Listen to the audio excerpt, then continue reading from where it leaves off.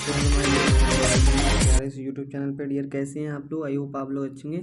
जैसा कि जानते हैं इसके लास्ट लेक्चर में हमने क्या किया था कि नाहरों के खंड या मतलब नाहर खंड से संबंधित अन्य महत्वपूर्ण तथ्य के बारे में या पद के बारे में जो टर्म यूज होते हैं नाहर सेक्शन में, तो उसके बारे में हमने क्या हुआ था पढ़ा था। जैसे कि यहाँ लिखा है प्राकृतिक सतह तल, पूर्ण मतलब full supply level, NSL FSL और फ्री बोर्ड, ये सब क्या होता है मतलब इसी टॉपिक में हमने लास्ट में कवर किया था। आई होप इसके लास्ट वाला लेक्चर आपने देखा होगा और समझा होगा। तो आज का हमारा जो टॉपिक है वो हमारा रहने वाला है कैनाल लाइनिंग। क्या होता है कैनाल लाइनिंग? नहरों का अस्त्रीकरण क्या होता है, इसके बारे में हम पढ़ने वाले हैं। नहरों के अस्त्रीकरण के बारे में जानने वाले हैं और नहर का अस्त्रीकरण क्या होता है, इसके लाभ क्या, फायदे क्या, नुकसान क्या है, ये वन बाय वन समझेंगे। तो चलिए समझते हैं और नहरों के अस्त्रीकरण को वन बाय वन समझेंगे। एंड ये आपका लास्ट लेक्चर होगा कैनाल से संबंधित। सो इसके लास्ट वाला लेक्चर भी देख लीजिएगा, जैसे कि आपको हर चीज़ क्लियर हो जाए। तो देखिए नहरों की लाइनिंग क्या होती है। हालांकि यहाँ के सामने शो हो रहा है, पढ़ सकते हैं, लेकिन मैं आपको मोटा मोटा समझा देता हूँ लाइनिंग क्या होता है, नहरों का अस्त्रीकरण क्या होता है। आप यहाँ समझ सकते हैं, ये लिखा है नहरों की लाइनिंग, लाइनिंग ऑफ कैनाल्स, ये कह सकते हैं। नहरों का अस्त्रीकरण क्या होता है कि देखिए कोई नहर है तो नहर, मान लीजिए सपोज दैट कोई नहर है, ओके, ये नहर है, इसके तल तथा किनारों पे यहाँ इसका जो बेड लेवल है, यहाँ इसका जो बेड लेवल है डियर, इसके बेड लेवल पे और इसके साइड्स पे हालांकि 2D में है, समझा नहीं पा रहा हूँ, समझाने का प्रयास करता हूँ आपको। देखिए मान लीजिए आपकी क्या है, नहर है।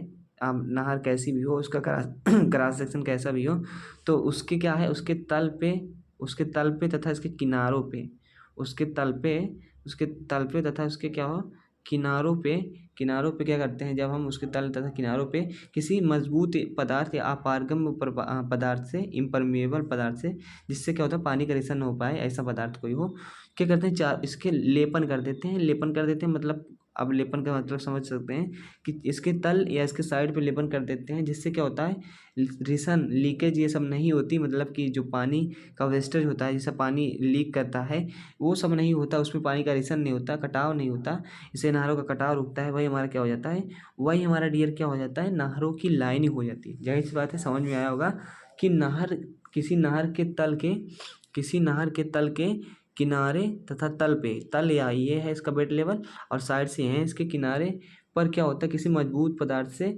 लेपन करने की क्रिया जो होती है कैनाल्स लाइनिंग कहलाती है, कि नहरों का अस्त्रीकरण कहलाता है। इससे क्या होता है, सीलन, लीकेज, नहरों का कटाव वगैरह रुकता है। आई होप आपको समझ में आ गया होगा, इतनी सी बात है। और लिखा तो यहाँ बहुत कुछ है, आप पढ़ सकते हैं, लेकिन हाँ मोटी मोटी बात मैंने आपको बता दी दोस्त। देखिए नहरों का अस्त्रीकरण समझ लीजिए, इससे क्या लाभ होता है। देखिए मैं आपको वही पॉइंट नोट करता जाऊंगा, उसी पॉइंट को बताऊंगा जो point of your exams important है। ओके, तो लाइनिंग समझ गए होंगे। अब बात करते हैं क्या होता है कि इसका लाभ क्या है, क्यों लाइनिंग करते हैं, नहरों में अस्त्रीकरण क्यों करते हैं। तो इसके बहुत सारे लाभ हैं, आपके सामने लिखा है, लेकिन मैं आपको अपने तरीके से बता रहा हूँ, समझने का प्रयास कीजिएगा, सुनेंगे सब क्लियर होता जाएगा। देखिए नहरों के अस्त्रीकरण से निम्न लाभ है। इससे होता क्या है, इससे नहरों के अस्त्रीकरण से नहरों के सीपेज होता है, मतलब नहरों में रिसन व कटाव दोनों पानी के कारण नहर क्षेत्र बाहर नहीं फैलता। देखिए इस प्रकार हम क्या करते हैं, अगर नहर में लाइनिंग कर देते हैं, और लाइनिंग क्या होता है आप समझ गए होंगे, इसके तल पे और इसके किनारे पे किसी मटेरियल से लेपन कर देते हैं। तो इस लाइनिंग जो समझते हैं, तो इससे क्या होता है, इससे लाभ की बात कर रहे हैं। तो नहरों में क्या होता है, पानी का रिसन नहीं होता और कटाव नहीं होता। पानी का रिसन मतलब कि अगर मृदा की है भाई, मिट्टी वाली नहर की लाइनिंग किसकी की जाएगी, सिंपल सी बात है, कोई मृदा की नहर बनी होगी, उसको क्या होगा, उसे ऐसे मटेरियल से अच्छे से मृदा की मान लो नहर है, तो उसमें मिट्टी की, मतलब मिट्टी की नहर तो जनरली मिट्टी की बनती है, मतलब मिट्टी कटाव करके या मिट्टी का भराव करके उस तरह से। तो नहर बनी है तो पानी का रिसन होगा ही, तो उसके लिए क्या कहते हैं, अगर हम यहाँ स्तरीकरण किए हैं, उसका स्तरीकरण किए हैं, तो उससे क्या होता है, पानी का जो लीकेज है, ये पानी का रिसन और नहर का कटाव नहीं होता, क्या होता है, नहर का कटाव नहीं होता। तो इससे ये लाभ हो जाता है डियर। तो आई होप आपको समझ में आया होगा। और इसका क्या, डिस्चार्ज में वृद्धि हो जाती है। कोई नहर है, कोई नहर अगर उसमें लाइनिंग रहेगी तो उसमें डिस्चार्ज में वृद्धि हो जाती है। क्यों भैया डिस्चार्ज में कैसे वृद्धि हो जाएगी, तो बात करते हैं। इसलिए क्योंकि जब लीकेज और सीपेज वगैरह ये सब नहीं होगा, कटाव नहीं होगा, तो फ्लो के थ्रू जो पानी हमारा आराम से ऐसे बहता हुआ चला जाएगा, इधर उधर पानी नहीं जाएगा, जिससे डिस्चार्ज भी बढ़ जाता है। ओके, इसमें प्रवाहित जल की गति भी तेज हो जाती है। गति तेज क्यों हो जाएगी? सिंपल सी बात है, पानी नहर है, पानी इधर उधर नहीं जा रहा है, रिस नहीं रहा है, सीधा भागे जा रहा है, तो पानी की गति भी तेज हो जाती है। सिंपल सी बात है। और आसपास की मृदा में नमी के कारण स्वास्थ्य हानि से राहत मिलती है। जाहिर सी बात है, जो नहर जहाँ से गुजरती है अगर उसमें लाइनिंग नहीं है तो आसपास की जो मृदा है, जो खेत हैं, उसमें नमी रहती है, नमी आ जाती है। नमी आने के बाद बैक्टीरिया उत्पन्न होती है, जिससे बीमारी उत्पन्न होती है। तो उसमें क्या होता है, उससे राहत मिलती है यदि उसमें लाइनिंग की गई है, अस्थिरीकरण किया गया है, तो ऐसा नहीं देखने को मिलता, इसका इफेक्ट नहीं पड़ता, स्वास्थ्य भी लोगों का सही रहता है। तो कई कई तरीके से फ़ायदे हैं इसके। इससे क्या होता है, नहरों के किनारे टूटने की संभावना कम रहती है। सिंपल सी बात है, इससे क्या होता है, इसके लाइनिंग करने से इसके टूटने की जो संभावना होती है वो कम रहती है। आई होप आपको समझ में आया होगा। नंबर ऑफ इसके क्या एडवांटेज हैं, डिसएडवांटेज भी समझेंगे। क्या होता है कि और इसमें क्या होता है, कमांड में वृद्धि होती है। कोई भी जाहिर सी बात है, कोई भी नहर है तो इसके कल्चरेबल सीसी होगा, जीसी होगा, ये सब आप जानते हैं। तो इसका कुछ कमांड होगा, कितना क्षेत्र ये सींच सकता है, तो उसमें भी वृद्धि होती है, उसमें भी वृद्धि होती है। तो आई होप आपके क्लियर हो रहा होगा, क्योंकि बहुत सारे लाभ हमने आपको बता दिए हैं। और भी इसके अलावा बहुत सारे लाभ हैं, जितना आप सोच सकते हैं उतना लाभ है। देखिए, इससे क्या होता है कि जो लाइनिंग रहती है, इससे हमारा क्या होता है, नहर टूटती नहीं, और मेंटेनेंस जो कास्ट होता है, मतलब इसका जो मरम्मत करते हैं नहर की, वो कम होती है, कम मतलब नहीं लगती, ये कह सकते हो। जाहिर सी बात है, लाइनिंग में नहर वगैरह नहीं टूटेगी तो बार बार उसके लिए मेंटेनेंस करना नहीं पड़ेगा। सिंपल सी बात है, लाभ को हमने समझ लिया, हानि को भी लगे हाथ तो समझ लेते हैं इसी को। इसके डिसएडवांटेज या हानि की बात की जाए, इसके डिसएडवांटेज या इसकी हानि की बात की जाए कि हानि या डिसएडवांटेज कौन कौन से हैं, तो आप सुन लीजिएगा, आपको भी नोट्स में मिल जाएगा। हालांकि आपको दिखा नहीं रहा हूँ, बस बता रहा हूँ। हानि क्या है, सिंपल सी बात है, यदि लाइनिंग की है तो प्रारंभिक दौर में लाइनिंग करने में काफ़ी महंगा होता है। आप सोचिए नहर के चारों तरफ कंक्रीट बिछा करके या कंक्रीट बिछा कर लाइनिंग भी कई प्रकार से करते हैं, लेकिन आप मतलब यदि आप लाइनिंग कर रहे हैं तो काफ़ी महंगा होता है जो शुरुआती दौर में। लेकिन हाँ, एक बार लाइनिंग हो जाती है। लेकिन हानि को समझ रहे हैं तो उसकी हानि को समझते हैं। प्रारंभिक दौर में लाइनिंग करना, अस्थिरीकरण करना काफ़ी महंगा होता है, सिंपल सी बात है। ये हमारा पहला हो गया। और यदि नहर खंड को क्या होता है, बर्म को काट कर बढ़ाना हो तो ऐसा नहीं हो सकता। बर्म क्या होता है, बर्म आप जानते हैं, यदि सिंपल समझिए, ये हमारा क्या है, ये एक क्रॉस सेक्शन है नहर का। तो ये आप समझते हैं कि ये जो है ये हमारा बर्म है, ये जो हमारा है ये बर्म है। ओके, तो अगर लाइनिंग यहाँ हो गई है तो क्या इसको काट के आप बढ़ा सकते हैं? तो बर्म इसीलिए होता है, बर्म को आप जब नहर को चौड़ा करना हो तो इसको यहाँ से आप क्या करते हैं, काट के बढ़ा सकते हैं। ऐसे आप काट सकते हैं ना, इसको आप ऐसे काट सकते हैं। तो ऐसा नहीं हो सकता कि किस स्थिति में, जब लाइनिंग किए रहेंगे। तो ये एक इसका नुकसान हो गया डियर। और कच्ची नहरों में देखिए जानवर वगैरह आराम से घुस जाते हैं तो निकल आते हैं। बट क्या होता है कि हमारा जब क्या होता है, इस पक्की सड़कें मतलब पक्की नहरें हो जाती हैं, अर्थात जिसमें अस्थिरीकरण हो जाता है, तो उसमें जो भी जानवर वगैरह गिर जाते हैं, सपोज दैट कोई जानवर वगैरह गिर गया, तो वो आप उसको निकलने में काफ़ी ज़्यादा समस्याएं होती हैं, और भी तरह तरह की मतलब समस्या होती है। तो ये सब हुए लाइनिंग से क्या है, हानियाँ हैं। देखिए, आप देख सकते हैं ये नार का क्रॉस सेक्शन है, कोई भी अनुप्रस्थ काट है। तो यहाँ आप देख सकते हैं लाइनिंग वगैरह की गई है, ऐसे दिखाया गया है, यहाँ लाइनिंग की गई, मटेरियल शो हो रहा होगा। तो ऐसे लाइनिंग कर देते हैं, और ये इसके बेड लेवल पे लाइनिंग की गई है। तो आपको समझ में आया होगा कि लाइनिंग किस प्रकार करते हैं, क्या है लाभ, क्या है हानि है, क्या है हानियाँ और भी हो सकती है, जितना आप सोच सकते हैं। तो सिंपल सी बात है। और अब समझते हैं अगले टॉपिक की ओर। अब समझते हैं कि नहरों में किन किन पदार्थों से लाइनिंग की जा सकती है। हालांकि यहाँ आपको दिखा दें, ऐसे ही मैं टॉपिक डाल दे रहा हूँ कि नहरों में अगर लाइनिंग करना है तो कौन कौन से मटेरियल यूज कर सकते हैं, मतलब कि मटेरियल यूज्ड इन लाइनिंग में कौन कौन से मटेरियल यूज कर सकते हैं। तो इसको आप सुन लीजिएगा, हालांकि आ सकता है एग्जाम में, तो सुने रहेंगे, लिख लेंगे। सीमेंट कंक्रीट से नहरों की लाइनिंग कर सकते हैं, मतलब आप क्या कर सकते हैं, लाइनिंग में सीमेंट कंक्रीट यूज़ कर सकते हैं। क्या कर सकते हैं, सीमेंट कंक्रीट यूज़ कर सकते हैं। तो सीमेंट कंक्रीट यूज कर सकते हैं। प्रबलित सीमेंट कंक्रीट मतलब आरसीसी यूज कर सकते हैं, मतलब जिसमें स्टील रॉड वगैरह या फाइबर रेसे वगैरह डाल सकते हैं, आरसीसी के स्ट्रक्चर बना सकते हैं। तो ये हो सकता है। चूना सीमेंट से अस्थिरीकरण कर सकते हैं, या कह सकते हैं ईंट पत्थर का मतलब ब्रिक मिशनरी कर सकते हैं, ब्रिक मिशनरी कर सकते हैं। ईंटों से क्या होता है, ईंट बिछा सकते हैं आप, उससे अस्थिरीकरण कर सकते हैं, मतलब ईंट पत्थर की चिनाई से लाइनिंग। तो आई होप आपको समझ में आया होगा कि ये सब क्या होता है, लाइनिंग क्यों होती है, लाइनिंग से लाभ क्या, हानियाँ क्या है, किन पदार्थों से लाइनिंग की जाती है। ऐसे आपके डाउट्स क्लियर हो रहे होंगे। लेकिन यदि आप भी चैनल पे नए हैं तो प्लीज़ करके यार चैनल को सब्सक्राइब कर लीजिए। चैनल आपके बहुत काम आएगा। कोई भी दिक्कत होती है तो कमेंट के थ्रू आप पूछ सकते हैं, और आपको नोट्स टेलीग्राम ग्रुप पे डाल दी जाएगी, और टेलीग्राम आप ज्वाइन कर सकते हैं। टेलीग्राम ज्वाइन करने के लिए मेरे चैनल के अबाउट सेक्शन में जाइए, वहाँ इसका लिंक है, डायरेक्ट चले जाइए, ये तो आप सर्च कर सकते हैं। मेरे चैनल का नाम ऑफिशियल टेलीग्राम पे आपको यहीं से मिल जाएगा। सो चलिए काम की बात करते हैं without wasting of time. Okay, देखिए ये एक इम्पोर्टेंट टॉपिक है, कहीं ना कहीं एग्जाम में पूछ लिया जाता है, इसलिए मैं आपको बता दे रहा हूँ। क्यों बता रहा हूँ, देखिए आपके बुकों में तो बहुत सी चीज़ें हैं, लेकिन मैं मेन पॉइंट को और सिलेबस के अनुसार चीज़ों को चीज़ों को क्लियर करते हुए चल रहा हूँ।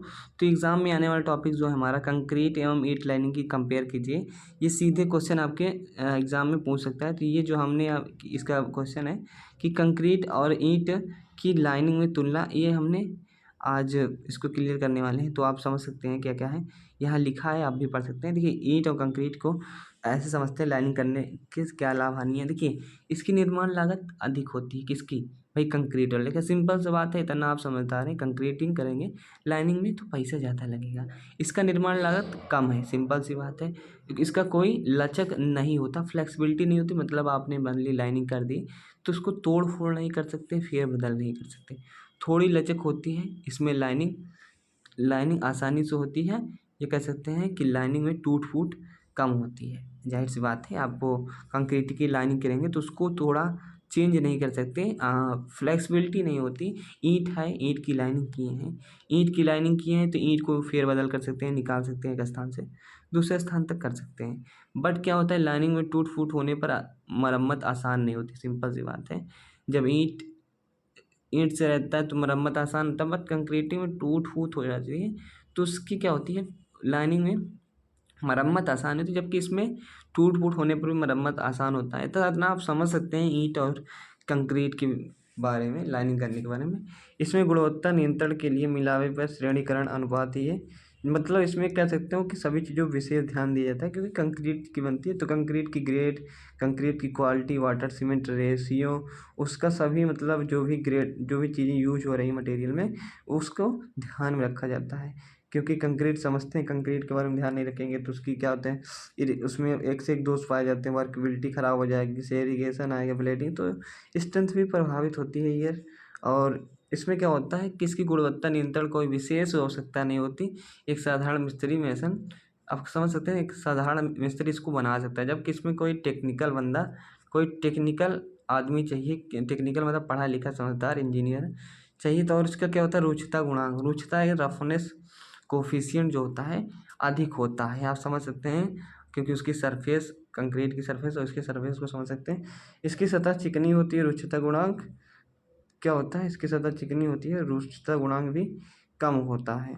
इसका ईंट का, आई होप क्लियर हो रहा होगा। इसका अनुरक्षण व्यय कम होता है, मतलब इसका मेंटेनेंस कॉस्ट जो होता है, देख रेख में जो पैसा लगता है वो कम होता है, जाहिर सी बात है, मजबूत रहता है।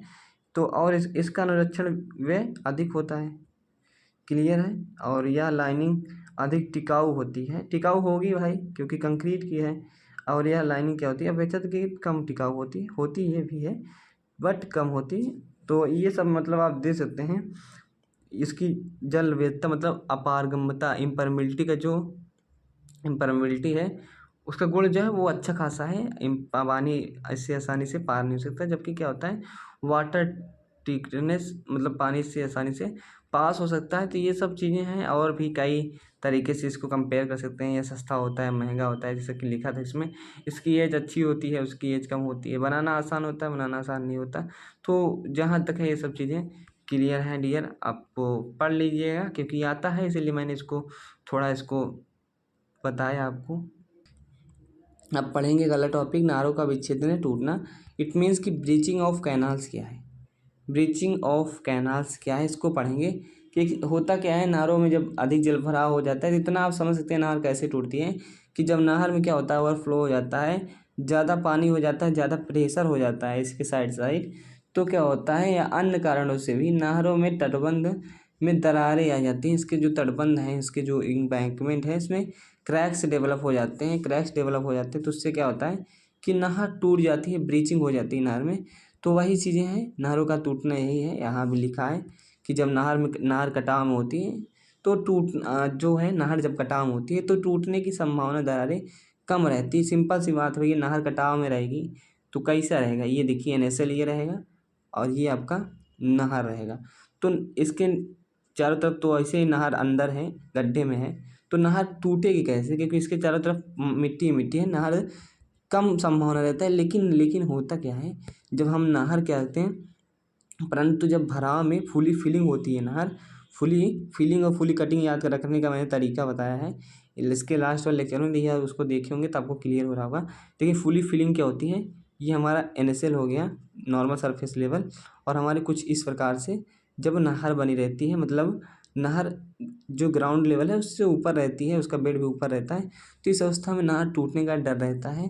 तो टूटने का डर रहता है तो उसमें ही प्रबल संभावना रहती है, जिसके दो कारण हो सकते हैं, जिसके मेनली 2 कारण हो सकते हैं, रीजन हो सकते हैं। पहला प्राकृतिक आपदा हो सकती है, मानवीय हस्तक्षेप मतलब ह्यूमन इंटरफेरेंस।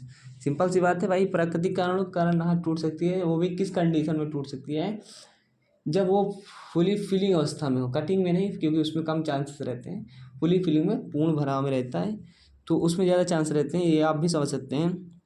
लेकिन यदि आप मालूम हो तो ना, यदि आप क्या होता है फुली फिलिंग क्या होता है, पार्सली फिलिंग पार्सली कटिंग क्या होता है, तो इसको जानना भी ज़रूरी है। तो बेसिकली पीछे की चीज़ें यदि आप पढ़ जाएंगे तभी आगे की चीज़ क्लियर होगी। प्राकृतिक आपदा में क्या हो सकता है, भारी वर्षा हो सकती है, आंधी हो सकती है, और क्या होता है मृत पेड़ों का गिरना हो सकता है। तो ये सब इसके रीज़न हो सकते हैं। जाहिर सी बात है, जब भारी वर्षा हो जाएगी, भारी वर्षा के कारण क्या होता है, नारे पानी का तल शीर्ष तक आ जाता है, जिससे इसका नहर किनारे कटने लगते हैं। आंधी क्या है, तेज आंधी आती है तो उससे क्या होती है, नारों लहरें किनारे के तट को काट देती है, जिससे तटबंध टूट जाता है। मृत पेड़ों का गिरना मतलब कोई आप समझ सकते हैं, नहर उसके बगल में कोई पेड़ है, नहर उसी पे मतलब पेड़ है, लेकिन जब नहर टूटेगी तो उसका जड़ समेत उखड़ जाएगा, तो वहाँ से भी नहर क्रैक कर सकते हैं। तो मतलब ये रीजन्स हो सकते हैं, यहाँ लिखा है, आप पढ़ सकते हैं। मेरी बातों को सुनते रहिए, समझ में आ जाएगा। लिखने की रटना कुछ है नहीं, आप तो समझते हैं, चीज़ों को समझना है, सुने रहना है, एग्जाम में आएगा, छाप देंगे, लिख देंगे। तो अब बात करते हैं मानवीय इंटरफेरेंस की, मतलब ह्यूमन इंटरफेरेंस की, कि किस कारण मानवीय हस्तक्षेप के कारण नहरें टूट जाती हैं। तो मानवीय हस्तक्षेप को पढ़ते हैं डियर। क्या होता है कि कभी कभी मानवीय हस्तक्षेप द्वारा नहरों का टूटना निम्न प्रकार से हो सकता है, मतलब निम्न कारण हो सकते हैं, निम्न प्रकार से नहरें मानवीय हस्तक्षेप कारण टूट जाती है। नंबर ए पे देखेंगे कि प्रवाह के किसी प्रकार का अवरोध आ जाने से जल तल ऊंचा उठाकर तटबंध को काट देना।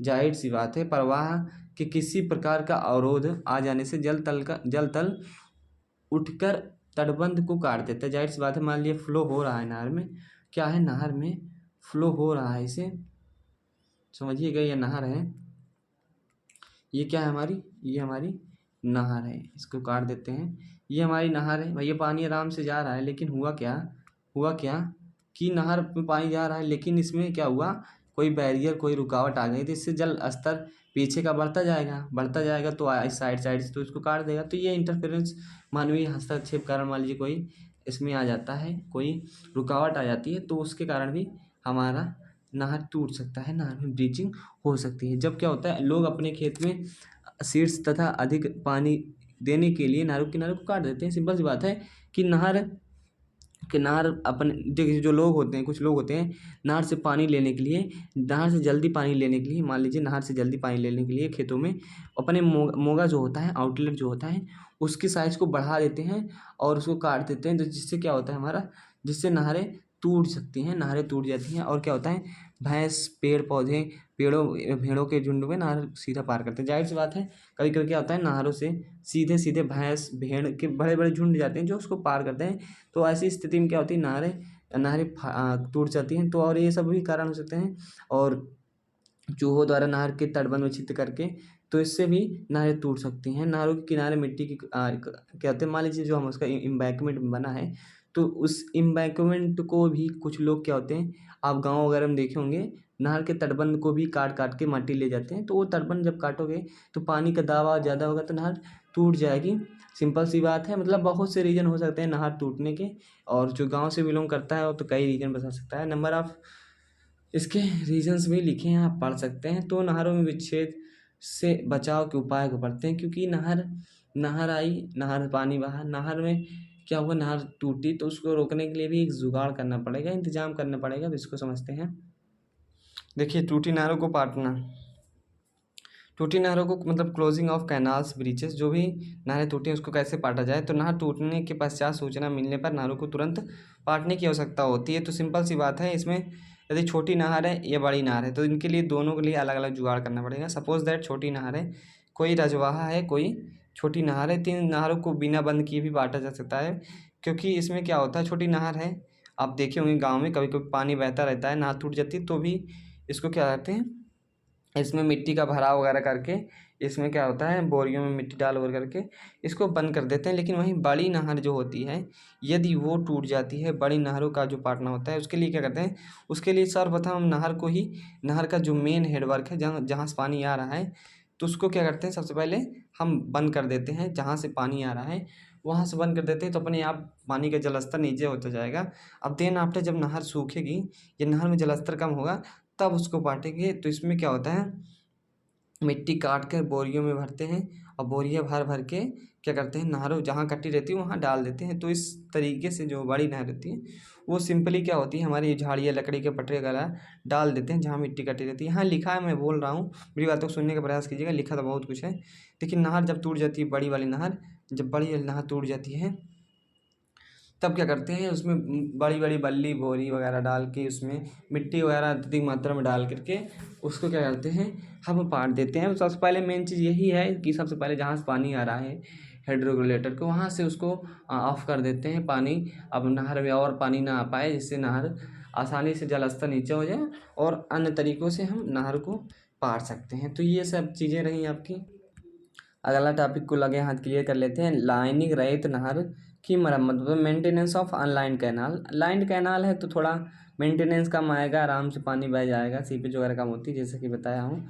तो जब होता क्या है कि हमारा लाइनिंग रहित नहरों में जल की सतह से कुछ अवरोध या बाधाएं उत्पन्न हो जाती हैं, जिनके कारण नहरों में पानी बाधित हो जाता है और इससे मुख्य अवरोध उत्पन्न होते हैं। ये सब चीज़ें आपको बताते हैं क्या है कि खरपतवार वृद्धि। जाहिर सी बात है, जब लाइनिंग नहर रहेगी, जब क्या होगी, लाइनिंग अच्छी कच्ची नहरों के आधार पे, किनारों पे खरपतवार उगाते हैं। और पानी क्या होती है, अगर पानी का वेग 0.6 मीटर प्रति सेकंड से कम है तो सिल्ट जमा होती है। सिल्ट क्या होती है, वही जहाँ से नहरें, जो नदियों से पानी आता है, नहरों में सिल्ट रहती है। सिल्ट मतलब छोटी छोटी एक पतली महीन, आप नहर देखे होंगे, बालू, महीन बालू होती है जो चमकती रहती है, वो क्या होती है, जमा हो जाती है धीरे धीरे।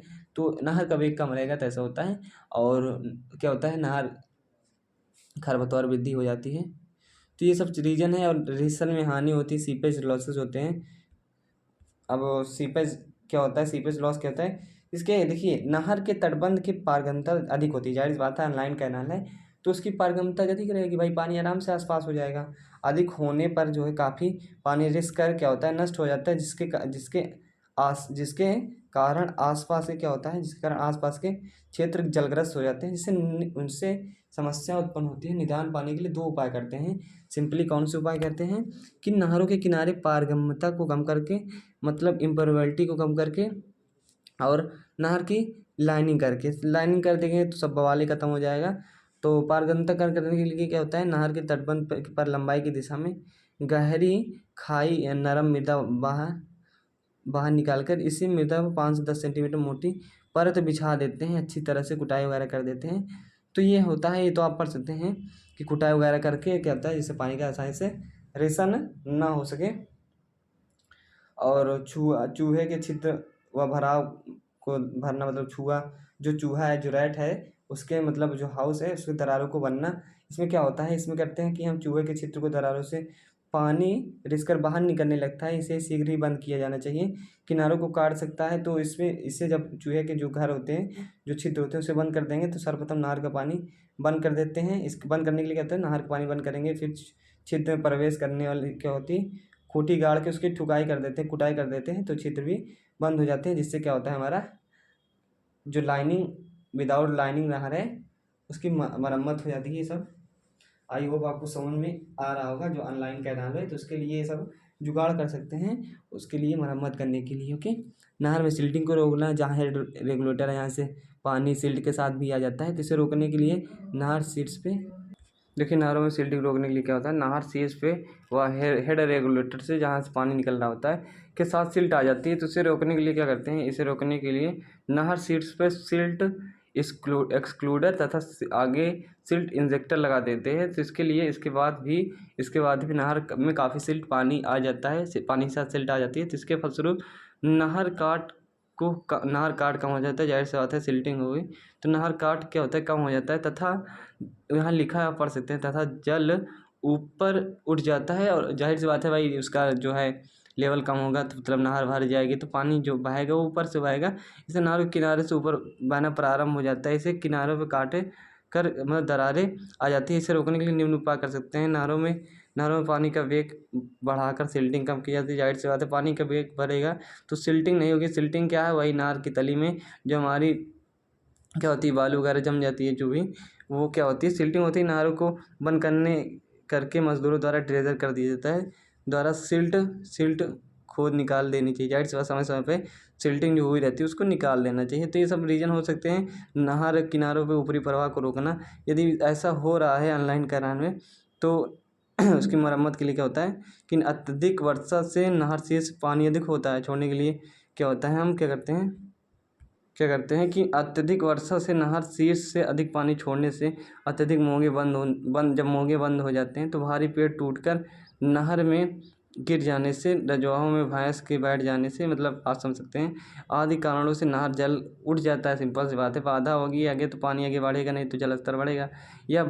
यह बहकर किनारों से बाहर आने लगता है, जिससे नहर क्षतिग्रस्त हो जाती है। इससे बचाने के दो उपाय हैं कि नहर का निस्सरण कम कर देना चाहिए, मतलब उसको जो डिस्चार्ज क्या होता है, Q/A/B ये सब होता है, ये तो होता है, लेकिन ये सब चीज़ें जानने के बाद नहर खंड बड़ा कर देना चाहिए। जो उसका क्रॉस सेक्शन है वो उसको बड़ा कर देना चाहिए। तो इससे क्या होता है कि ओवरफ्लो जो पानी हो रहा होता है नहर टूटने में, जो ऑनलाइन कैनल होती है बच जाती है। ये सब चीज़ें हैं। और इन निरीक्षण सड़क की मरम्मत करके, जो भी इंस्पेक्शन रोड होती है उसकी मरम्मत करके, तो आप पढ़ सकते हैं, चीज़ें लिखी हैं और PDF तो मिल जाएगा। देखिए ये PDF तो ये किताब का है, लेकिन नोट्स का भी PDF आपको मिलेगा, जिसमें क्या होगा, मेन चीज़ें ही उसमें दी जाएगी। आई होप आपको सब कुछ क्लियर हो रहा होगा। उसमें क्या होगा, मेन चीज़ें ही दी रहेंगी, जैसा कि इसमें आप देख रहे होंगे बुक का है, तो बुक का भी दे देंगे PDF आपको, और आपको ये हमारी नोट्स का भी PDF मिल जाएगा। तो मिलते हैं स्टूडेंट, तब तक के लिए bye, okay, take care, thanks for watching my video. यदि चैनल